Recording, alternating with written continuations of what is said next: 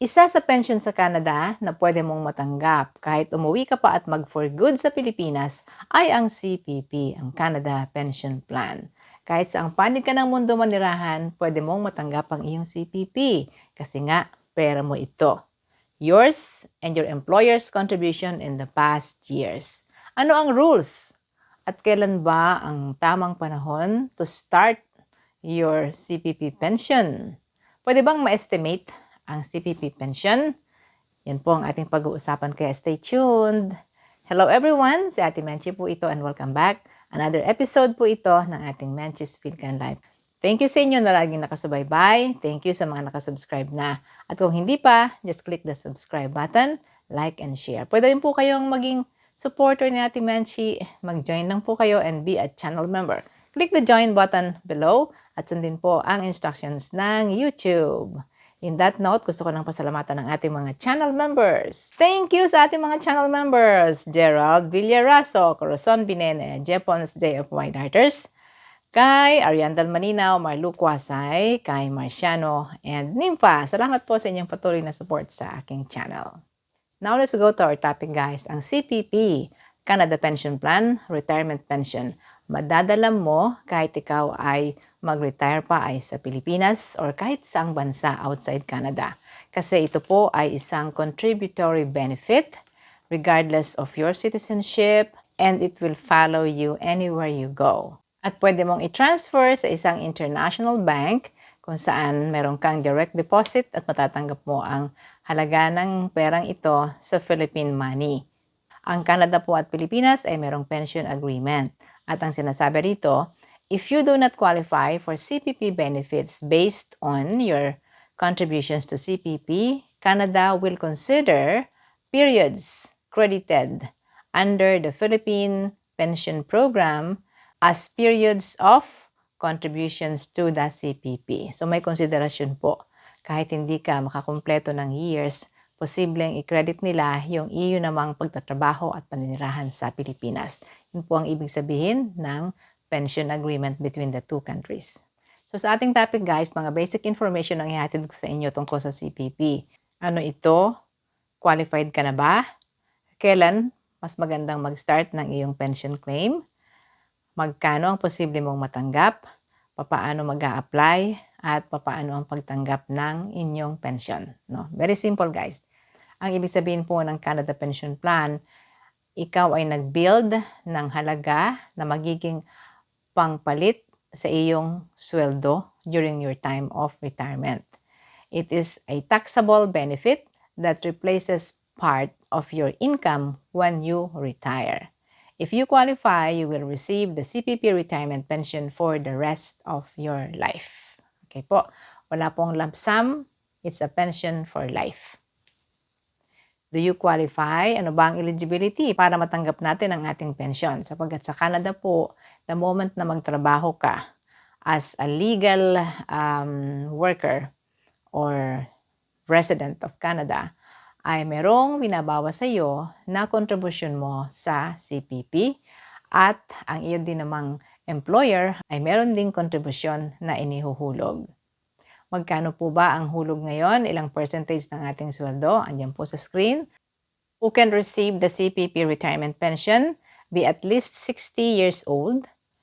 Have made at least one valid contribution to the pension plan. Valid contributions can be either from work you did in Canada or from credits received from a spouse, common law partner after a divorce or separation.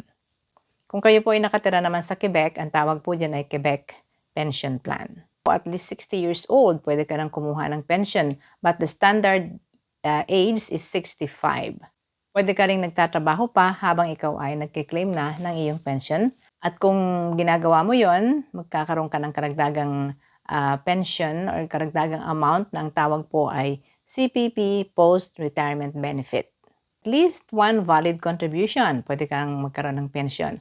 But remember, lalaki ang iyong pension kung malaki rin ang iyong kontribusyon. At kung mahaba ang panahon o mga taon ng iyong paghuhulog, kung umabot ka ng 40 years, yun po ang pinakang maximum na amount na pwede mong matanggap ang malaking CPP pension mo. Kailan pwede nang magsimulang kumuha ng pension? The standard age, guys, is 65. But you can start as early as 60 or as late as 70 years old. Start earlier means a smaller monthly payment. And starting later means bigger monthly payments. But remember, guys, hanggang 70 lang po ang waiting. Pag 70, wala nang additional na mga benefits. Kailangan talagang kumuha na kayo, magsimula na kayo ng pagpipension. How age affects your pension? If you start your CPP pension before the age of 65, ibig sabihin po kayo ay maagang kukuha pero pwede na rin, pinapayagan na. Payments decrease by 0.6% each month. Sa isang taon yan ay 7.2% per year na magiging decrease o magbabawas sa amount na ipapakita ko sa inyo later. Opo. Up to the maximum reduction of 36% if you start at the age of 60. Now, paano po madadagdagan ng iyo namang pensyon pag hindi mo agad kinuha kahit 65 years old ka na? Kada buwan ay may increase ka na 0.7% kada buwan na hindi mo ito kinuha after 65 years old. Sa isang taon, naabutin ng 8.4% at kabuuan hanggang 42% at age 70. Pero syempre, sabi nga ng ating mga viewers, consider your condition, like your health condition, at saka kung kailangan mo na ng pera, then you can decide to claim your pension earlier, kahit hindi pa 65, allowed po.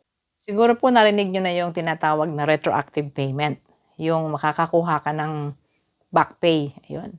Kasi may mga buwan na hindi ka agad nag-submit ng iyong application for pension at gusto mo rin kunin ito mula sa age 65. Guys, makakakuha ka lang ng retroactive payment from age 65.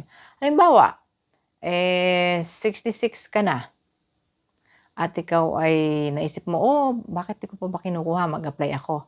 At gusto mong kunin yung retroactive, makukuha mo po, lalagay mo dun sa application mo na gusto mong makuha ang iyong retroactive payment at ibibigay sa iyo hanggang 11 months. So makaka-retro ka lang kung nag-submit ka ng application mo ay makalampas ng iyong 65th birthday. Estimate your pension amount. Pwede po bang ma-estimate? Isang paraan para ma-estimate, guys, ang iyong pension ay kung ikaw ay mag-o-open ng iyong My Service Canada account. Pag open nyo po ng My Service Canada account ninyo, go to the Canada Pension Plan section and then view My Benefit Statements. Through your statement of contribution, you can also get a detailed record of your CPP contributions and pensionable earnings. An estimate of your CPP pension amount if you are eligible to receive it now. Ilalagay ko po itong link na ito sa ating description box at makikita rin po ninyo doon yung how can you access your statement of contributions. There is an estimator, guys, na posibleng magbigay ng idea sa inyo kung magkano yung magiging pensyon ninyo. Pero, kailangan po muna ninyo ng statement of contributions. Kasi ma-estimate lang po yan kung alam nyo kung magkano na ba ang naging contribution ko. Kasi, ang estimate po niyan ay magkano yung naging contribution mo, anong age mo na ngayon. Meron pong calculator doon. Ilalagay ko sa ating description box para makita nyo po yung Canadian Retirement Income Calculator. Ang calculator na ito po ay not only for CPP, meron din po itong OAS, Old Age Pension Calculator, at iba pa. Ito po ang nasusulat ngayon na pension. But this amount, guys, ay maximum. So narito po ang monthly and maximum payment amounts as of 2026. Halimbawa po ay ang inyong retirement pension from age 65. Guys, age 65 po ang binabanggit ko, hindi ko kasama yung 60. So ito po yung average amount for new beneficiaries of January 2026 from age 65. Ang halaga po ay $925.35. So, paano ate kung ako ay wala pang 65, 60 lang ay kumuha na ako ng pension ko? So, kukwentahin po, kukomputin yan. Depende sa inyong naging kontribusyon na. Baka naman marami na kayong naging kontribusyon kahit kayo ay 60 years old lang. So, i-compute po yan. Ang maximum na monthly payment amount ay 1,507.65. Kayo po ba ay nakailang taon ng kontribusyon? 20, 30, 40. Depende po sa haba ng inyong kontribusyon. Kaya bawat isa po ay may kanya-kanyang computation. Hindi po magkakapare-pareho ang ating pension. Pero dito po naglalaro sa amount na ito. Now, my next question is, are you ready to apply? Halimbawa, gusto mo na mag-apply ng pension ngayon kasi ikaw ay pwede na from 60 years old up. Apply in advance to ensure your CPP retirement pension starts on your chosen date. You can apply up to 12 months before your chosen start date. 12 months, 1 year. Pwede na pala. Apply na tayo. Yan. Okay. 12 months pala. Okay. Yan po ang sabi ho. You can apply 12 months before your chosen date. No? Saan ka ba huling tumira? Sa Ontario, sa Alberta, sa Nunavut, or sa Quebec, or saan man. Ano ho? Doon sa Service Canada sa province na yon, i-search lang ninyo kung anong address. Lahat po naman ay nasa Google. Okay? At ipadala po ninyo doon by mail. Learn more about pension and benefits if you have lived or are living outside Canada. I-click lang po ninyo yung part na ito at nandun po ang mga impormasyon pa. Okay? Yan po kung kayo halimbawa ay nasa Pilipinas na at tapos na yung inyong pagtatrabaho dito. Meron kayong kontribusyon sa CPP at age 60 or higher, ay pwede ho kayong mag-submit ng inyong pension claim. Okay? Kahit maliit lang guys ang inyong CPP pension, kunin ninyo. Dapat ay makinabang kayo sa inyong pension kahit na ito'y maliit lang.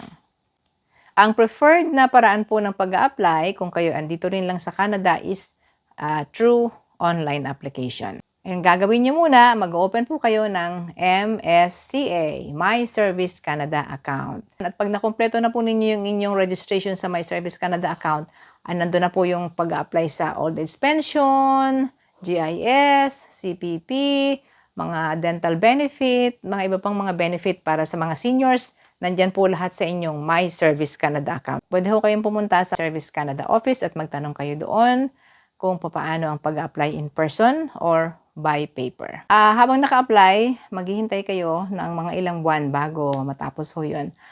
It could be 2 months, 3 months, o ang sabi nga sa inyo ay agapan ninyo pag-apply. So, habang kayo naghihintay, pwede kayong mag-sign in once in a while sa inyong My Service Canada account para ma-check ninyo kung ano na ang update. Kung approve, malay nyo, biglang approve na pala in just a few months. Ano ho? Yun. And makikita ho ninyo doon kung ano yung desisyon, kung tama ba yung desisyon nila, kung para sa inyo ay questionable, pwede ho kayong mag-submit ng inyong complaint or reconsideration within 90 days.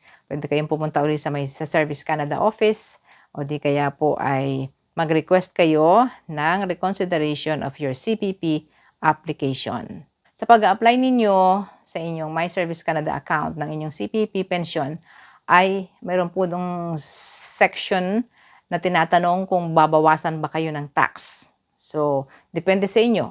Para sa akin, mas gusto kong bawasan na ako ng tax.